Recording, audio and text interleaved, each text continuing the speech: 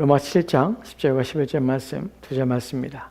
우리 차준자하고 함께 같이 합독하도록 합시다. 같이 읽겠습니다. 시작. 생명에 이르게 할 그 계명이 내게 대하여 도리어 사망에 이르게 하는 것이 되었도다. 죄가 기회를 타서 계명으로 말미암아 나를 속이고 그것으로 나를 죽였는지라. 아멘. 오늘 이 말씀을 통해서 죄가 기회를 타서 계명으로 나를 속임에 대해서 좀 살펴보려고 합니다. 오늘도 우리가 살펴볼 내용 중에서 중요한 내용이 무엇이냐면 율법에 관한 내용들이에요. 바울은 계속해서 율법에 대해서 우리 가운데 말하고 있습니다. 오늘 우리가 살펴볼 내용은 율법에 가지고 있는 개성, 율법의 특성이 무엇인가 하는 부분들과 또한 율법의 목적이 무엇인가, 또한 율법을 통해서 하나님께서 이루고자 하는 또 율법이 우리 가운데 주고 또 우리 가운데 하는 역할이 무엇인가, 기능이 무엇인가 하는 부분에 대하여 말씀을 통해 살펴보려고 합니다. 그게 안 돼요. 고장났어요. 햇빛이 막 여기까지 들어오네요. 여러분도 보시는데 불편 없죠? 저만 괜찮은 것 같은데 덥네요. 에어컨 틀었는데 덥네요. 오늘 우리가 살펴볼 로마서 7장 10절과 11절 말씀 보도록 합시다. 로마서 7장 10절과 11절 말씀이요. 오늘 제가 천천히 읽을 테니까 오늘 살펴볼 내용들을 좀 생각해 보십시다. 생명에 이르게 할 그 계명이 내게 도리어 사망에 이르게 하는 것이 되었도다. 본문에서 우리가 먼저 살펴볼 내용들은 생명에 이르게 할 그 계명이 내게 대하여 도리어 사망에 이르게 하는 것이 되었도다라는 것이, 이거 지금 계명에 대해 말하고 있습니다. 율법에 대해 말하고 있는 것이 도리어 사망에 이르게 되는 것이 되었도다. 본문에서 우리가 중요하게 여겨야 될 단어가 있는데 무엇이냐면 되었도다라는 단어예요. 되었도다라는 말은요, 이 말의 원래의 그 의미는 무엇이냐면 발견하다는 뜻이에요. 즉 발견되었다는 것이에요. 그래서 다시 한번 설명하면 이렇게 되는 것입니다. 생명에 이르게 할 그 계명이 내게 대하여서 도리어 오히려 어떻게 되면 사망에 이르게 하는 것으로 내가 발견하게 되었다는 것이에요. 발견하다고 할 때에 우리가 알아야 될 것이 뭐냐, 바울이 이 단어를 쓸 때에 무슨 의미로 이 단어를 쓰게 되냐면, 발견이라는 단어가 우리가 발견할 때는 뭔가 연구하고 조사하고 탐구하고 해서 그 진리에 대해서 이것이 무엇인가, 그 뜻이 무엇인가 하고 해석하고 이해를 얻기 위해서 노력하고 수고하는 행위를 통해서 발견하는 뜻이 있습니다. 사실은 본문에서 의미는 그런 것이 아니에요. 율법이 내게 대하여 사망에 이르게 하는 것을 내가 발견하였다라고 말하는 것은 어떤 때 발견되냐면, 우리가 지난 시간에 9절 말씀을 통해서 우리가 이런 말씀을 우리가 살펴봤지요. 내가 계명을 깨닫지 못했을 때는 내가 살았고 라는 표현을 있죠. 그 다음에 계명이 이제 이르렀을 때, 도착했을 때는 어떻게 돼요? 내가 죽었고 죄는 살았더라 라는 것을 우리가 본문을 통해 보게 되었죠. 이런 내용을 통해서 지금 바울이 계속해서 말하고 있는 것이 무엇인가 생각해 봅시다. 발견되었다는 것은 어떻게 해요? 지난 시간에 중요한 내용을 했는데, 계명은요, 하나님의 율법은요, 모든 사람이 읽는다고 해서 그 계명의 뜻이 무엇인지를 이해할 수 없습니다. 계명은 체험되어야 되는 것이, 하나님의 법은요, 율법은요, 그것이 우리 가운데 경험되고 우리 가운데 직접적으로 오지 않으면 그 계명을 읽어도 그 말이 무슨 말인지를 이해하지 못해요. 그래서 자기가 의로운 줄 알아요. 우리가 어떻게 죄인임을 고백하게 되고, 우리가 어떻게 하나님 앞에 내가 정말 무능한 자구나, 하나님 앞에 내가 아무것도 할 수 없는 자구나, 나의 비참함을 인식하고 하나님 앞에 무릎 꿇며 그리스도 예수의 의를 덧입고자 소망하고 갈망하게 되는 이 구원에 이르게 되는 이 과정들이 무엇 때문에 그러면 율법이 우리 가운데 왔기 때문에 그래요. 율법이 안 오면요, 아무리 죄가에 대해서 얘기를 하고 당신이 죄입니다 해도 내가 안 깨달아져요. 왜냐하면 나는 그래도 괜찮거든요. 나는 그래도 내가 생각하는 나는 그래도 그렇게 너무 악할 정도는 아니거든요. 사람들이 교회를 다니면서 계속해서 가슴속에 말은 하지 않지만 가슴속에 계속 부딪히는 것이 그것이에요. 이런 말씀이 선포될 때에, 이런 말씀을 들을 때에 사람들 마음속에 속에서 일어나는 것이 무엇이냐면, 내가 그렇게까지 죄를 지어서 예수님이 나를 위해 죽을 정도까지인가? 하는 의심이 들어요. 정말 예수님이 그렇게까지 하셔야 되는가? 하나님이 투머치 하시는 거 아닌가? 너무 오버하셔서 내가 그렇게까지 나쁜 놈은 아닌데, 그러니까 내가 십자가에서 그리스도께서 나의 죄를 위해 죽으실 정도까지 아니라는 사실이 내 마음속에서 그 문제가 해결이 안 돼요. 끊임없이 당신은 죄입니다 할 때 사람들이 생각하는 것은 뭐냐면, 그래 나는 죄인이야, 나는 죄인이야. 어떤 죄인? 나는 내가 잘못하고 내가 미워하기도 하고 다투기도 하고 마음속으로 누구를 갖다 저주하기도 하고 또 남이 안 되기를 바라기도 하고 불행을 또 빌기도 하고 내 마음속에서 누구 걸 탐내기도 하고 이런 것들을 생각해내는 것이, 내가 부모님 말씀도 안 들었던 도 있고 또 내가 함부로 내 감정적으로 내가 그렇게 해서 내가 내 마음에 즉흥적으로 일어나는 모든 욕망에 따라서 내가 삶을 살았던 적도 있고, 그러니까 이런 것들, 도덕이라고 윤리라고 생각하는 것들, 우리가 무엇인가 스스로 양심에 의해서 잘못됐다고 무엇인가 이건 바르지 않아 라고 생각했다는 것들을 우리는 죄로 인식해서 그것을 끄집어내는 것이.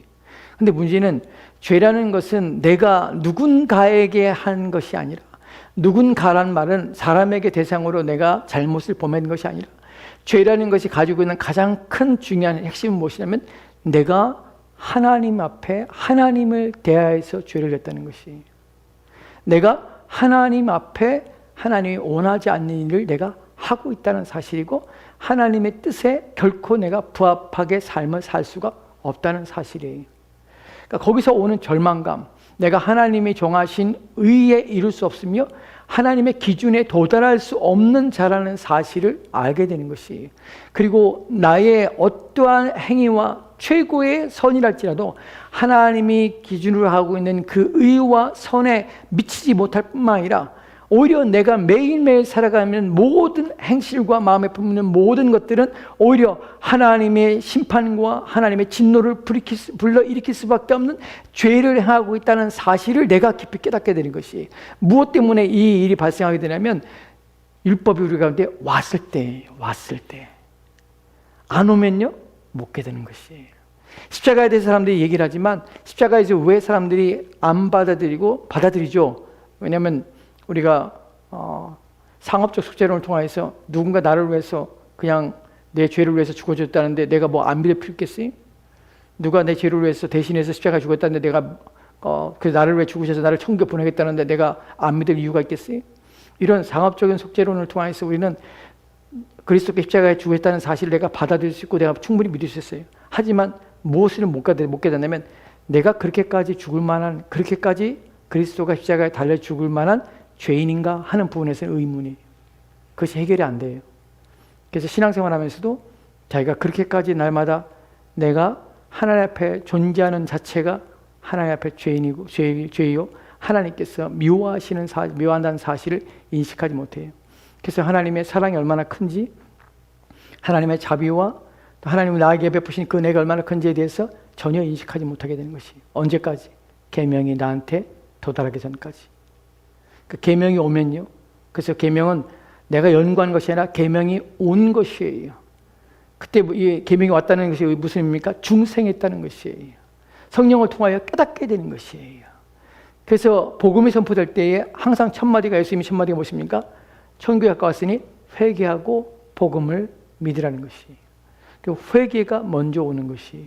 근데 회개는 단순한 뉘우침이 아니에요. 후회가 아니에요. 율법이 옴으로 말미암아서 내 안에서 내가 그것을 발견하게 되는 것이, 무엇을 발견하게 됩니까? 내가 사망했다는 것을 발견하게 되는 것이. 본문에서 내가 사망에 이르렀고 뒤에 보면은 죄가 기회를 타서 계명으로 말미암아 나를 속이고 그것으로 나를 죽였는지라.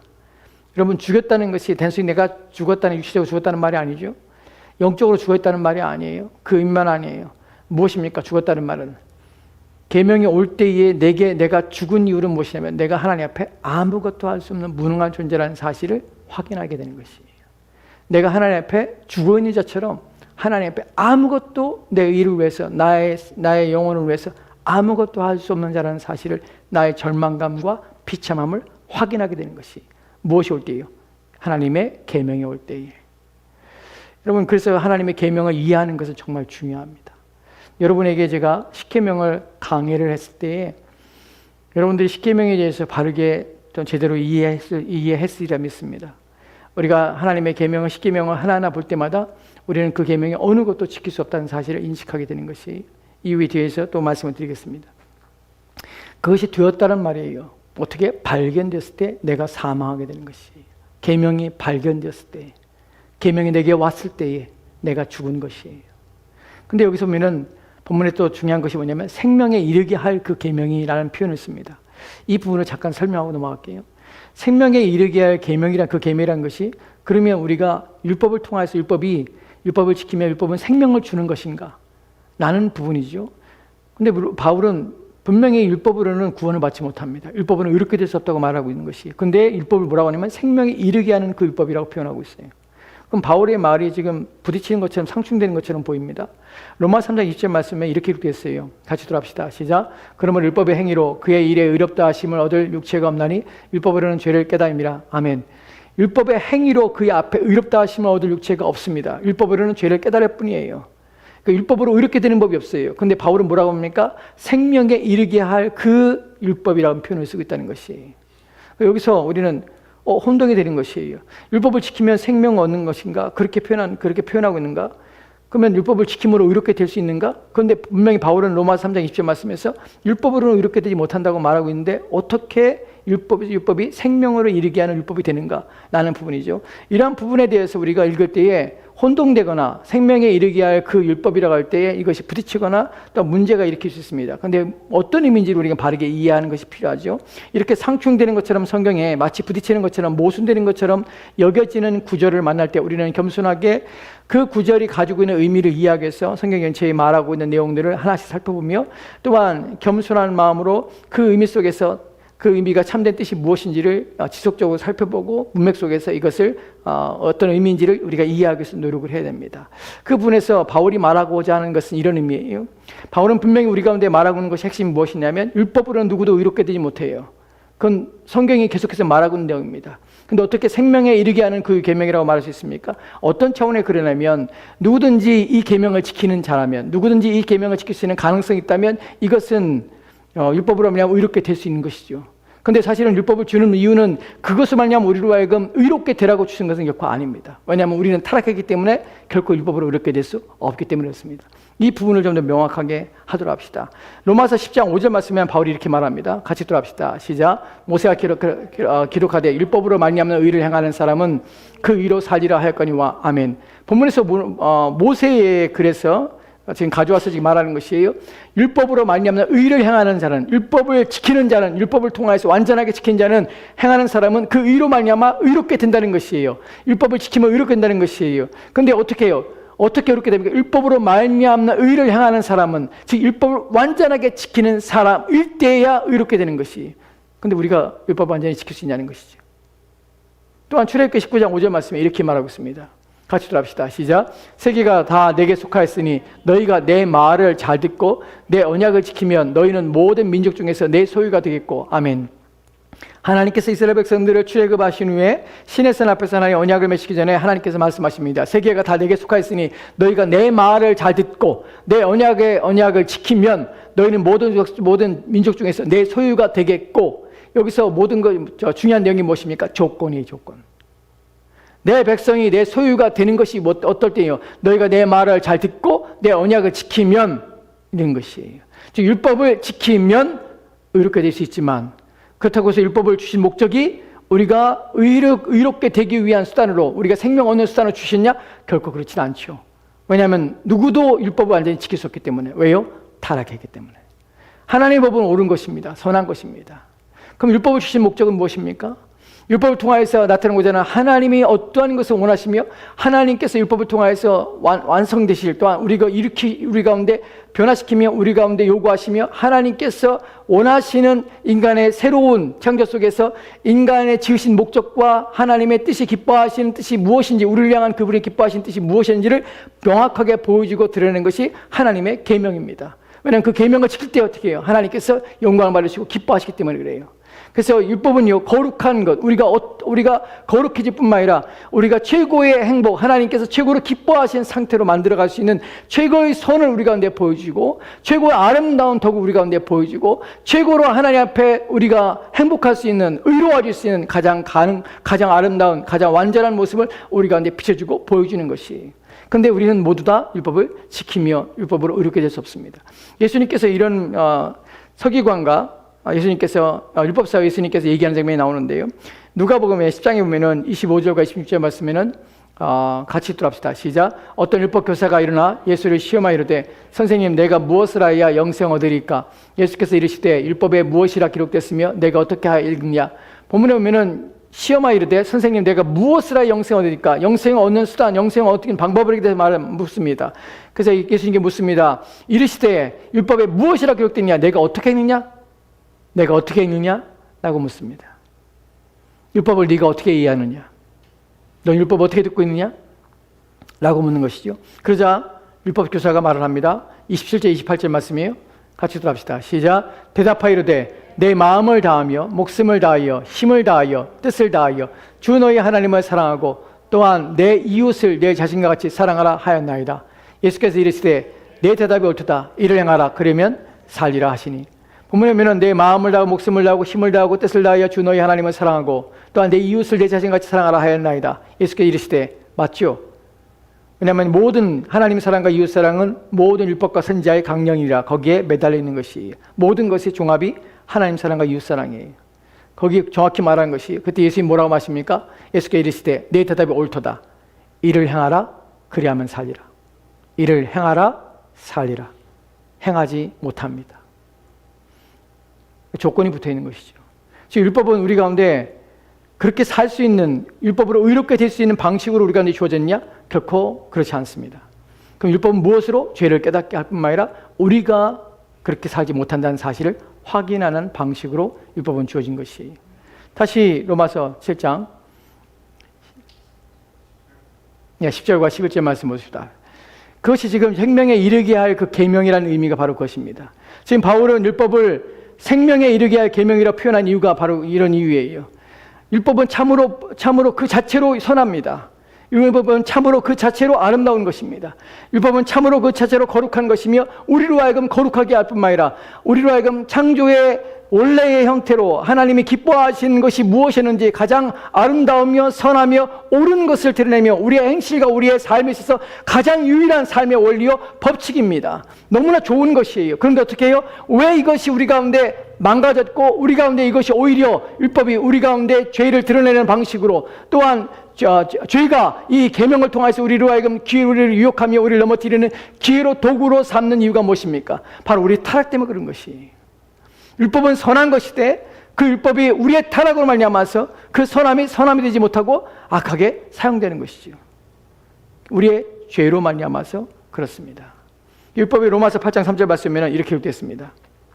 같이 들어갑시다. 시작. 율법이 육신으로 말미암아 연약하여 할 수 없는 그것을 하나님은 아시나니 곧 죄로 말미암아 자기 아들을 죄 있는 육신의 모양으로 보내어 육신의 죄를 정하사. 아멘. 율법이 육신으로 말미암아 연약하여 할 수 없는 것은 즉 육신 때문에 우리가 율법에 대해서 해야 될 일들을 하지 못함으로 말미암아서 하나님의 아들이 이 땅에 오셨고 그분이 율법을 지킴으로 말미암아서 자기의 의를 우리 가운데 전가시켜 줌으로 우리가 의롭게 되는 방식으로 우리가 구원을 얻게 되는 것입니다. 율법은 그래서 구원의 방식으로 주어졌냐? 그렇지는 않습니다. 율법이 악하냐? 그렇지 않습니다. 율법은 무엇입니까? 율법은 죄를 드러나게 할 뿐만 아니라 오히려 율법을 통해서 우리 가운데 하나님 앞에 그리스도를 붙잡고 그리스도 앞에 나아갈 수 있는 몽학 선생이 되어서 우리를 이끌어 갑니다. 왜요? 율법은 우리로 하여금 죄를 드러내며 심히 죄를 죄되게 할 뿐만 아니라 우리로 하여금 우리 자신이 누군지를 깨닫게 하는 도구이기 때문에 그렇습니다. 율법이 올 때에 어떻게 해요? 내가 죽습니다. 내가 죽으면 어떤 일이 일어납니까? 그리스도 안에서 내가 생명으로 살아나게 됩니다. 즉 죄는 죄와 함께 나는 죽고 내가 그리스도와 함께 살게 되는 것이 율법의 기능은 바로 우리를 죽게 하는 것입니다. 그리고 율법의 기능은요 우리가 그리스도 가운데 가서 살게 하는 기능을 하는 것이 율법은 그래서 필요한 것입니다. 지금도 필요하냐고요? 그렇습니다. 구원은 율법을 통하여서 받습니다. 율법을 통하여 받는다는 것은 율법을 지켜야 받는다는 것 말이 의미가 아닙니다. 율법이 우리 가운데 와야 되는 것이에요. 그때 내가 죄인임을 고백하게 되는 것이에요. 그래서 다시금 율법의 온전한 기능이 있는 생명의 기능을 우리가 율법을 통해서 그리스도 앞에 나감으로 얻게 되는 것이에요. 그래서 율법을 바울은 뭐라고 합니까? 생명에 이르게 하는 그 계명이라고 표현하는 것이에요. 이해가 되십니까? 예. 이제 우리가 살펴볼 것은요. 율법이 선하다는 것이에요. 그런데 그 율법을 죄 때문에 문제가 돼서 문제가 일으키는 것이에요. 죄로 말미암아 자기 아들을 7장 10절과 11절 말씀 볼까요? 다시 한번 볼까요? 죄가 계명을 뜻타서 죄가 기회를 타서 계명으로 말미암아 나를 속이고 그것으로 나를 죽였느니라. 그것으로 율법으로 나를 죽입니다. 죄가 기회를 타서 계명으로 나를 죽게 하는 것이, 죄가 계명을 통해서 역사하는 것이, 여기에 대해서 율법은 우리는 온전한 것이며 율법은 선한 것이며 율법은 참된 것이라는 사실을 저는 계속해서 고수해 왔고 또 그렇게 말씀을 드리고 있습니다. 왜 그러냐면 디모데전서 1장 8절 말씀에 이렇게 읽겠습니다. 같이 읽도록 시작. 그러나 율법은 사람이 그것을 적법하게만 쓰면 선한 것임을 우리는 아노라. 아멘. 적법하게만 쓰면 그것은 선한 것입니다. 그런데 우리는 적법하게 쓸 수 있는 능력을 갖지 못했어요. 왜요? 타락하고 범죄함으로 우리 안에 있는 죄가 율법을 적법하게 쓰지 못하게 하는 것이, 우리를 거룩하게 하는 것이 아니라 오히려 그걸 통해서 우리로 하여금 하나님과 분리되게 할 뿐만 아니라 오히려 그것을 우리를 속이는 것이에요. 그 속임에 있어서 죄가 가지고 있는 율법, 죄의 힘이 어디서 나냐면 바로 율법으로 통하여 오기 때문에 그렇습니다. 고린도전서 15장 56절 말씀에 이렇게 되어 있죠. 같이 들어갑시다. 시작. 사망이 쏘는 것은 죄요, 죄의 권능은 율법이라. 아멘. 사망이 쏘는 것은, 사망이 쏘아서 사망의 권능으로, 힘으로 지배하고, 사망이 이끌어간 것은 죄를 통해서 사망이 힘을 냈고 죄를 통하여 사망이 오게 되는 것이에요. 근데 죄는 어디에 힘을 얻게 되냐면 율법을 통하여 힘을 얻게 되는 것입니다. 우리를 속이고 그래서 우리를 죽게 하는 것이에요. 다시 마지막으로 로마 7장 10절 말씀에서 마지막 내용을 살펴보고 마치도록 합시다. 본문에서 우리가 이제 살펴볼 것은 죄가 기회를 타서 계명으로 말미암아 나를 속인다는 것이, 본문에 속인다는 것은 완전히 속인다는 것이, 어제 철저하게 속인다는 것이. 그래서 그 틈을 자연인은 스스로 이 죄가 기회를 타서 계명으로 나를 속일 때에 거기서 벗어날 수 있는 가능성이 단 1%도 없다는 사실이에요. 완벽하게 속고 철저하게 속고 밀어내리만큼 속고 헤어날 수 없는 상태로 속는 것이에요. 유혹되는 것이에요. 미혹되고 거기에 빠져버리는 것이에요. 그래서 하나님의 은혜가 아니면, 성령께서 그의 마음에 역사하지 않으면 결코 인간 스스로 자기 안에 죄가 있다는 사실, 자기가 하나님 앞에서 죄인이라는 사실을 결코 인식할 수가 없다는 사실이에요. 왜냐하면 죄가 기회를 타서 계명으로 나를 속였기 때문에, 모든 사람을 속이고 있기 때문에 그렇습니다. 마지막으로 살펴볼 것은 죄가 기회를 타서 계명으로 우리를 속이는 방식이에요. 첫 번째는 죄가 기회를 타서 계명으로 우리를 속일 때 어떻게 속이냐면, 우리로 하여금 죄가 계명에 대해서 어떤 방식으로 하냐면 계명에 대해서, 계명의 바른 이해와 깨달음에 대해서 인식하지 못하게 하는 것이, 죄는요 우리로 하여금 계명에 대한 이해를 변질시키고 바꾸며 왜곡합니다. 어떻게 왜곡하게 되냐면, 우리가 죄라고 할 때, 하나님의 계명이라고 할 때 사람들이 인식할 때 어떻게 받아들이게 되면 하나님의 계명을 도덕과 윤리라는 차원으로 완전히 바꿔버립니다. 이 부분에서 중요한 것이 무엇이냐면, 도덕과 윤리라는 차원에서 하나님의 계명이 하나님을 사랑하고 이웃을 사랑하라고 할 때에 우리는 그것을 내가 사랑한다고 내 마음속에 품기만 하면, 생각만 하면 하나님을 사랑하는 것으로, 또는 이웃에 대하여 그런 마음을 갖는 것으로 내가 그 계명을 지키고 있다고 착각하게 만드는 것이, 도덕과 윤리라는 것은 이런 차원입니다. 우리가 하나님의 계명을 생각할 때 세상의 법칙을 지키고 세상의 규범들이라든지 또한 세상의 규율이라든지 규례라든지 이런 것들을 지키며 말미암아서 나는 착한, 도덕적으로 착하고 윤리적으로 착하면 하나님께서도 보시기에 나는 선하다고 생각하게 만드는 것이, 계명을 어떻게 해요? 축소시키는 것이죠. 무엇으로 바뀝니까? 도덕과 윤리, 어떤 세상의 가치와 이치에 따라서, 세상의 삶의 방식을 따라서 사람들을 하여금 그런 방식을 따라 사는 것들로 하여금 나는 선하고 나는 착하다고 기준을 어떻게 해요? 사람들이 가지고 있는 기준과 가치와 기준에 따라서 자신을 낮추게 하는 것이, 계명이, 하나님의 계명에 대한 이해를 하지 못하게 하는 것이. 여기서 중요한 것이 어떻게 이해를 못하면, 율법에 대해서 사람들은 표면적으로만 율법을 이해합니다. 하나님의 계명이 영적이라는 사실을, 그 다음에 이것은 내면적인 의미가 담겨있다는 사실을 인식하지 못하는 것이죠. 그래서 사람들은 어떻게 해요? 내가 어떤 일을 행하지 않은, 우리가 도덕과 윤리에서 가장 중요한 점이 무엇이냐면 행하느냐 안 하느냐의 차원에서의 기준점을 가지고 있습니다.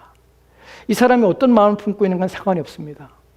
이 사람이 행실이 어떠냐에 따라서, 행했느냐에 따라서 이 사람의 죄에 대한 결정들이 또한 기준들이 정해지는 것이에요. 여러분, 내가 남의 집에 물건을 내가 훔치고 싶은 마음이 있다고 해서 내가 감옥에 가지 않습니다. 남의 것을 다른 사람의 차를 내가 빼앗고 싶다, 저 차를 내가 가지고 싶다 라는 마음을 가졌다고 해서 내가 정죄받지 않습니다. 내가 누군가를 미워한다고 해서 내가 정죄받거나 내가 다른 사람에게 비난받지 않습니다. 내 마음속에 어떤 마음 품고 어떤 것을 하냐에 따라서 사람들이 전혀 내 마음을 알지 못하기 때문에 나는 누구에게도 정죄받지 않습니다. 누구에게도 비난받지 않습니다. 내가 살인하지 말라는 것을 내가 살인이라는 행위를 하지 않는 한 나는 살인자가 아닙니다. 내가 간음하지 말라는 것을 내가 간음하지 않는 한 나는 간음하지 않았습니다. 내가 도둑질할 때 내가 누군가를 훔치지 않는 한 나는 도둑질한 자가 아닙니다. 사람들의 기준 속에서의 율법의 개념은 오늘날 무엇으로 바뀌어 현대인들에게 어떻게 다가왔냐면 더 윤리적이 되라, 더 도덕적이 되라고 말하는 것이. 사람들은 그것으로 죄가 기회를 타서 계명으로 말미암아 계명을 변질시키고 왜곡시키고 그 내면적인 의미와 영적인 의미에 대해서 무지하게 만들 말미암아 사람들은 내가 선하다고 생각하는 것이에요. 이것이 죄가 일으키는, 사람들의 마음속에 일으키는 어둡게 하는 죄의 능력입니다. 죄는 속이는 것이에요. 속임에 기만에 능합니다. 그래서 사람들의 마음을 속는 것이에요. 사람들은 이런 것들에 깊이 있는 하나님 말씀에 대한 이해와 깨달음에 대해서 알고 싶어 하잖아요. 죄에 대해서도 알고 싶어 하잖아요. 왜냐하면 죄가 그것을 막기 때문에 그래요. 죄가 왜 이런 능력을 행할 수 있냐면 죄의 속임을 통하여 사람들이 강력하게 역사하기 때문에. 여러분, 죄의 능력과 죄의 힘에 대해서 우리는 약하게 보며 깔보면 안 됩니다. 왜냐하면 죄인은 하나님의 선하신 율법조차도 자기가 마음 먹는 대로 사람들의 것을 왜곡하며 사람들이 감추며 숨겨서 그 진위와 그 뜻의 분명한 이해와 영적인 의미에 대해서 가려서 사람들이 인식하지 못하기 때문에 그래요. 사람들이 죄에 대한 얘기와 또한 교회 안에서 죄인에 대한 얘기와 죄인이 받는 심판에 대한 얘기를 하지 못하게 하며 그것들을 듣지 않는 이유가 무엇입니까? 왜냐하면 죄가 그것을 막기 때문에 그래요. 사람들은 싫어합니다. 본능적으로 싫어합니다. 왜냐하면 죄가 그런 능력을 가지고 있기 때문에 그래요. 사람들이 인식하지 않아요. 단순히 내가 싫은 것처럼 생각해요. 뭘 모르냐고요? 죄가 자기를 지배하고 있다는 사실을 전혀 인식하지 못해요. 죄는 그 속에서 내가 죄야 라고 너를 죄를 줘, 너 악하게 살아 라고 절대로 말하지 않아요. 죄는 선으로 포장합니다. 너는 선한 마음을 가지고 있잖아. 네가 그것을 착한 마음을 가지고 있잖아. 나는 것으로 우리는 우리 마음들의 양심의 위로를 받고 또한 도덕적으로 윤리적으로 내가 행한 것에 대해서 내가 그것이 악으로 들어지 않는 한 그것이 내가 옳다고 여겨지고 또한 바르다고 생각되는 것이, 이것이 죄가 오늘날 현대인들에게 기만하는 사람을 속이는 방식입니다. 그래서 교회의 모든 가르침은 무엇이 있습니까? 도덕과 윤리적이 되는 것이에요. 착하게 살아가는 것이, 선을 베풀라는 것이, 남을 도와주라는 것이에요. 이것이 교회가 할 일이고 교회가 또한 교회가 그리스도의 몸으로서 해야 될 가장 중요한 것을 생각하는 것이죠. 그렇지 않습니다. 우리의 정결함과 우리의 깨끗함이 내면적으로 되어지 않는 한, 우리의 마음이 하나님 앞에 바르지 않는 한 우리의 모든 행실은 악할 뿐입니다.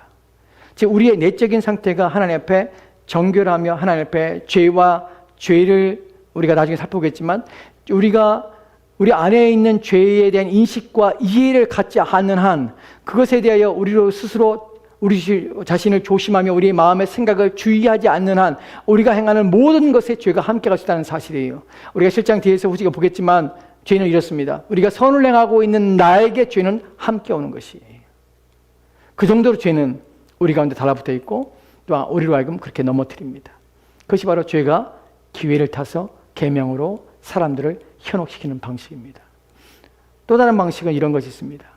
우리로 하여금 때로는 어떤 상황에서 우리 마음속에 신자들의 마음속에 이런 마음이 들지요. 무엇인가 행하거나 내 마음속에 어떤 마음을 품을 때에 어떤 생각을 품을 때에 우리 안에 우리 양심과 또한 말씀을 통하여서 죄의식과 죄책감이 들 때가 있습니다. 그리고 우리로 하여금 내가 행한 것 때문에 내가 품은 마음 때문에 하나님 앞에 내가 심히 죄를 졌구나 범죄했구나 하는 마음이 들 때가 있습니다. 그때 죄가 태세를 전환하여서 바꾸는 방식이 있습니다. 죄가 어떻게 기회를 타서 계명으로 우리 가운데 오냐면, 계명이 우리 가운데 들어와서 우리 가운데 밝게 드러나서 내가 죄를 지었다고 생각할 때에, 내가 하나님 앞에 악을 행했다고 생각할 때에 죄는 더욱더 반전을 통하여서 우리 가운데 다른 방식으로 우리 가운데 역사하는데, 어떤 방식이냐면 너는 죄인이야 라는 방식으로 우리 가운데 역사합니다.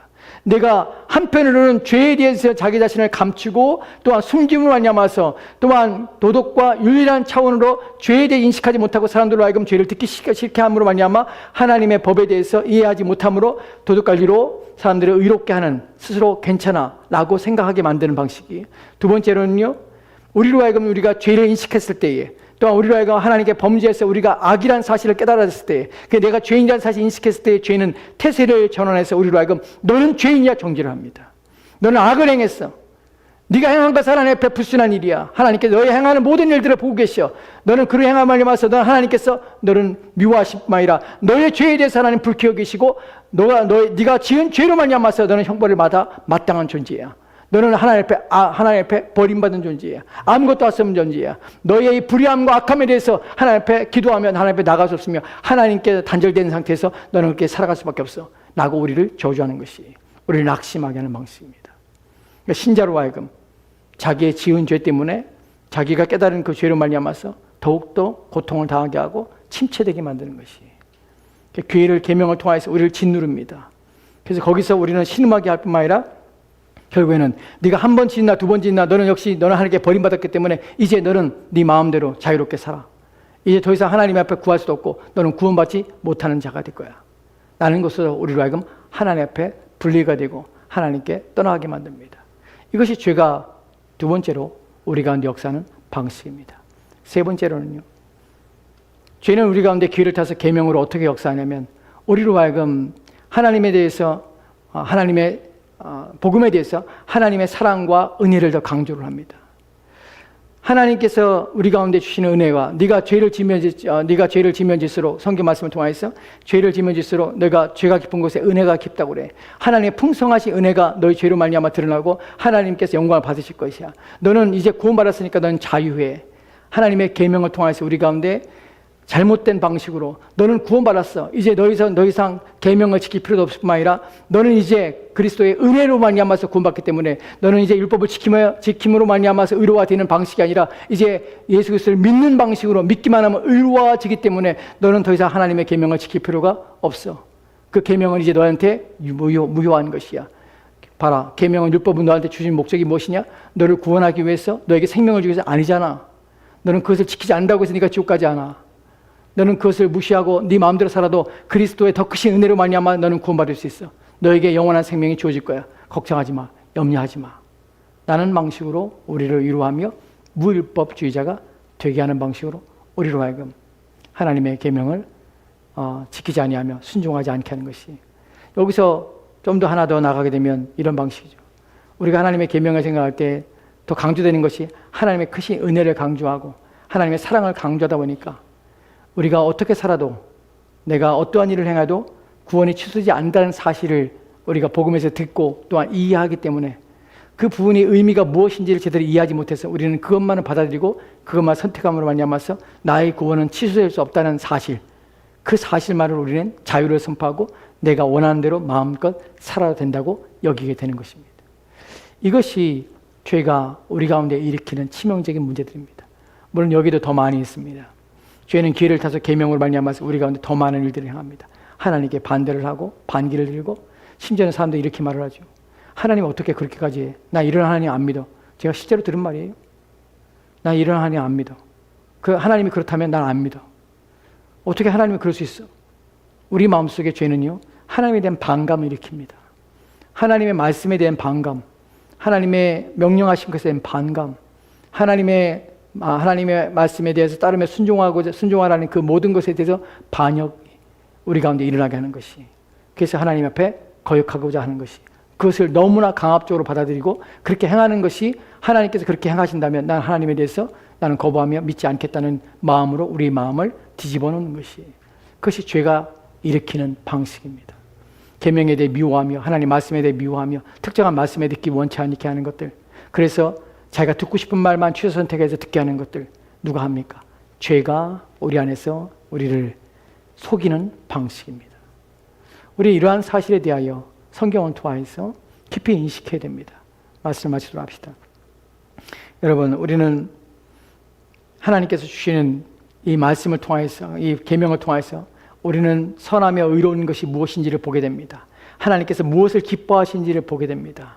우리는 그것을 지킴으로 말미암아서 그걸 완전히 행함으로 말미암아서 구원받지 않지만, 그리스도의 은혜로 말미암아 구원을 받지만, 우리는 여전히 하나님의 선하심과 하나님의 의로우심과 하나님의 우리를 구원하시는 그 목적과 뜻이 무엇인지를 율법을 통하여 확인하게 됩니다. 그래서 우리는 그 말씀을 보면서 깊이 이해하면서 더욱더 그 말씀을 더욱더 깨달아 알면 알수록 우리 자신이 그것에 부합하게, 또한 그 순종하여 삶으로 말미암아서 우리는 구원의 목적을 성취하며 이루어갈 수 있다는 사실입니다.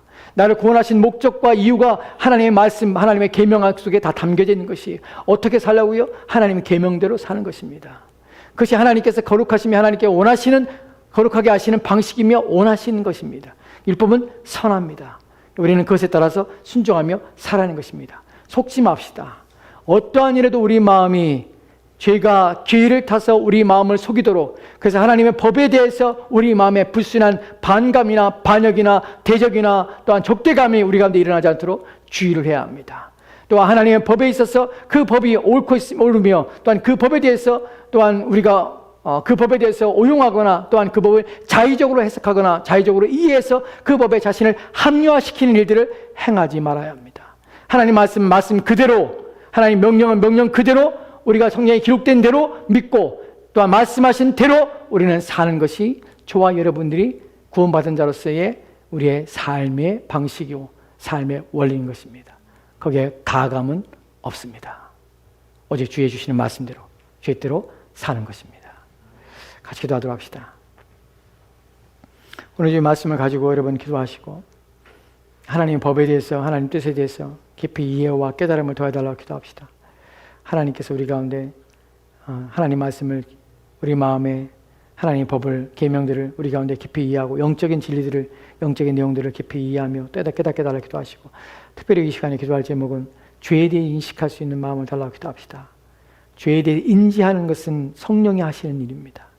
죄를 깨닫게 하고, 또한 죄에 대해서 죄가 어떠한 일들을 우리 안에 행하는지 인지하게 하고 생각하게 하고 그것을 감시하며, 또한 그것을 중단하게 하며 죄의 세력과 힘이 우리 가운데 역사하지 못하도록 죄를 억제하고, 또한 죄를 짓누르며, 또한 죄의 힘을 무력화시키는 일들이 성령을 통하여 되어 주어집니다. 성령 하나님께서 우리 가운데 있어서 우리 마음에 이러한 불순한 것들과 악한 것들이 일어나지 않도록 주여 도와달라고, 성령의 충만함을 우리 가운데 남아져 주셔서 죄가 우리 가운데 준동하지 않도록 지켜달라고 이 시간같이 이렇게 기도하시고, 또한 교회를 위해 기도하시고, 우리 사랑하는 지체들을 위해 기도하시고, 또한 여러분이 자신들과 가족들과 또한 구원받을 자를 기도하시고, 하나님 은혜가 우리 가운데 풍성하기 위해서 또한 기도하도록 합시다. 같이 기도하시네.